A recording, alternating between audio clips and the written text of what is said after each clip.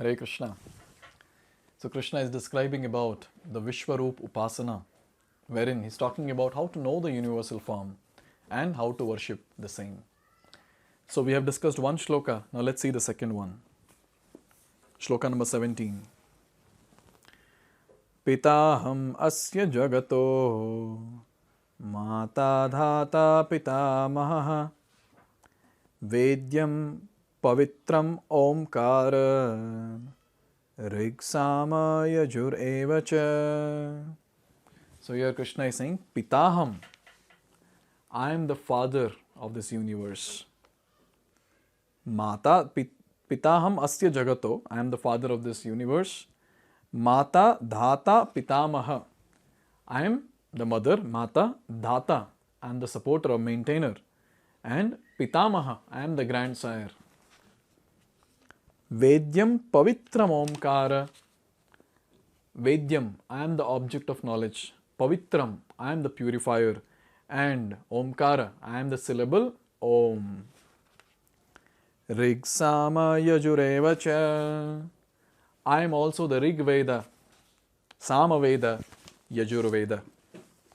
So in this way Krishna has again said that I am this, I am this, I am this.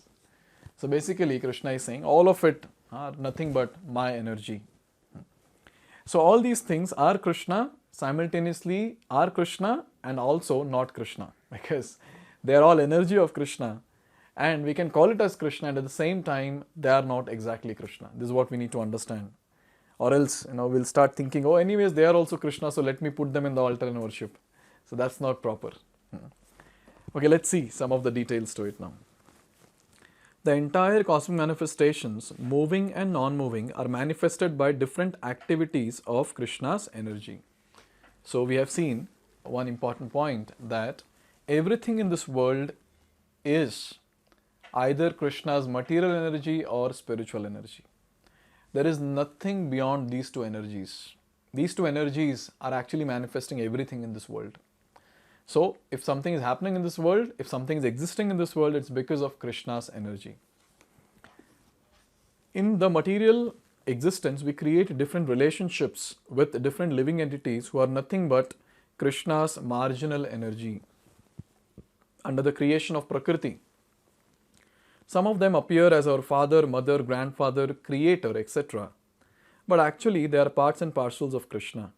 As such, these living entities who appear to be our father, mother, etc. are nothing but Krishna.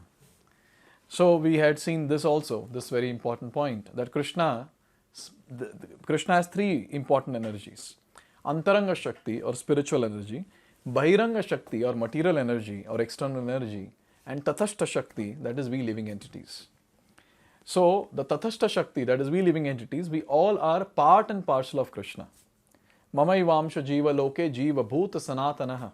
Krishna is saying that Mamaiva amsha jiva loke, all the living entities, they are all my amsha, my part and parcel, O Arjuna. So everyone is part and parcel of Krishna. So all the relationships that we have with different personalities in this world, they are all part and parcel of Krishna. So they are all energy of Krishna. So they can be considered to be Krishna. And as I already said, they are Krishna and at the same time they are not. Why? Because they are not exactly the person Krishna. They are the energy of Krishna. But the fact of life is that whatever relationship we have, be it father, mother, spouse, kids, whatever it is, but no one remains with us after one lifetime. So in this life, we have a set of people whom we call it as mother, father, brother, sister, spouse, kids, relatives. We have a set of people in this life. But in previous life, same set of people were there? Question mark. Next life, who will be the set of people? Question mark. The set of people keep changing. Every life people keep changing who come in touch with us depending on our past karma. But then one personality does not change. That is Krishna. Krishna is always there with us. In Mahabharata, Gandhari, she is glorifying Krishna and she says, Tvameva mata cha pita tvameva Tvameva bandhu cha sakha tvameva. Tvameva vidya dravinam tameva. Tvameva sarvam mama deva deva. A very, very nice shloka, very simple shloka which says, Tvameva mata, you are actually my mother. Tvameva mata cha pita tvameva, you are actually my father. Tvameva bandhu, you are actually my relative.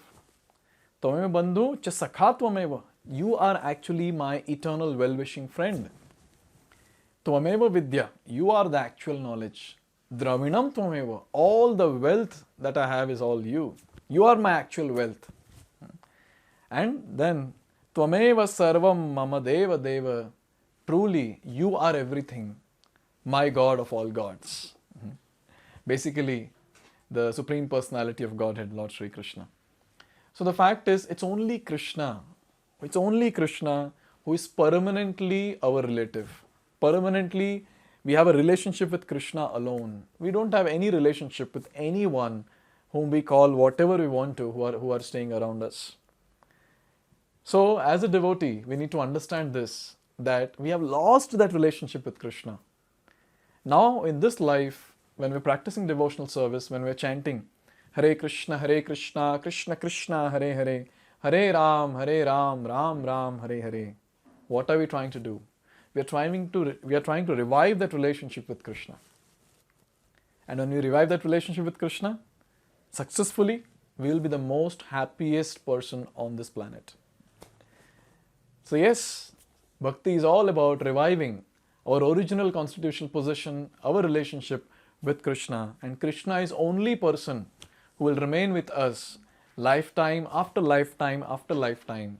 People might change every lifetime, but Krishna will always remain the same. So it is said that He is the father, He is the mother, He is the relative, He is the friend, He is everything. In this verse, the word Dhata means creator. Not only our father and mother are parts and parcels of Krishna, but the creator, grandmother and grandfather, etc. are also Krishna.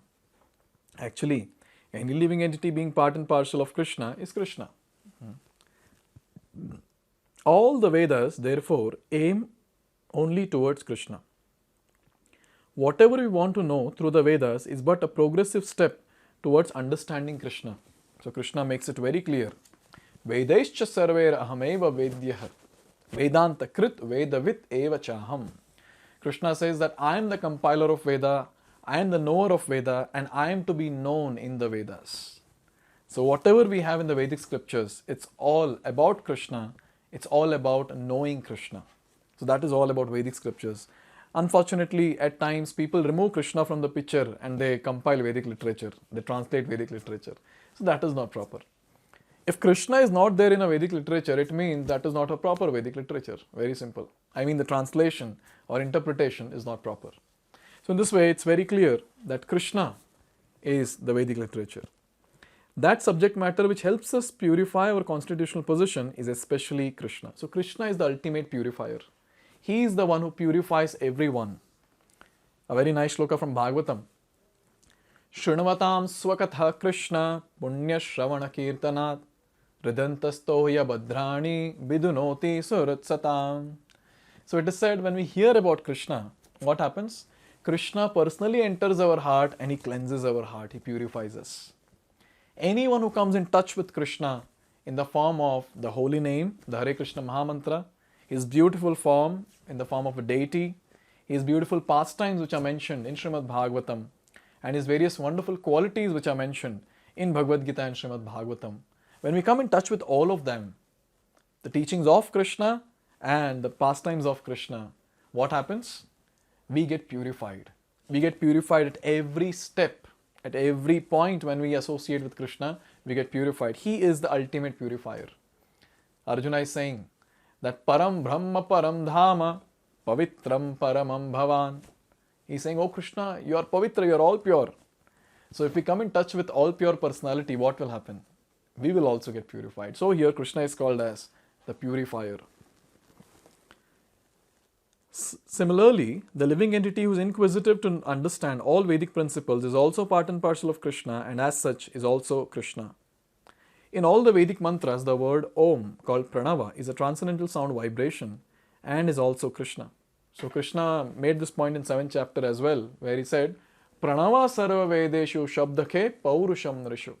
So he made it very clear that I am the Pranava, the Omkara in the Vedic literature.